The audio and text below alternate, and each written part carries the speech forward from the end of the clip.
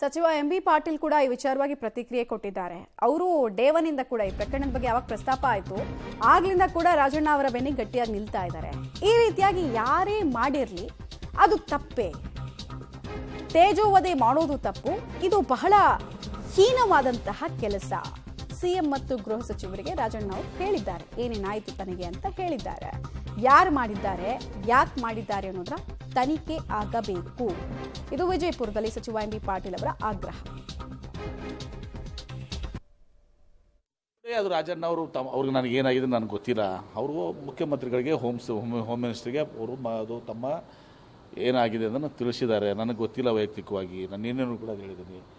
ಈ ರೀತಿ ಯಾರೇ ಮಾಡಲಿತ್ತು ಸಹ ರಾಜಕೀಯವಾಗಿತ್ತು ಸಹ ಗುರಿ ಮಾಡಿ ಯಾರೋ ಒಬ್ಬರನ್ನ ತೇಜೋವಧೆ ಮಾಡುವಂಥದ್ದು ಇದು ಭಾಳ ಹೀನ ಕೆಲಸ. ಇದು ಹೀಗಾಗಿ ಇದರಲ್ಲಿ ಅವ್ರನ್ನ ಇದು ಮಾಡಿದ್ದಾರೆ, ಯಾರು ಮಾಡಿದ್ದಾರೆ, ಯಾಕೆ ಮಾಡಿದ್ದಾರೆ ಅದೆಲ್ಲ ಕೂಡ ತನಿಖೆ ಆಗಬೇಕು. ಅದು ಮುಖ್ಯಮಂತ್ರಿಗಳು ಮತ್ತು ಹೋಮ್ ಮಿನಿಸ್ಟರ್ ಬಗ್ಗೆ ಗಮನ ಹರಿಸ್ತಾರೆ.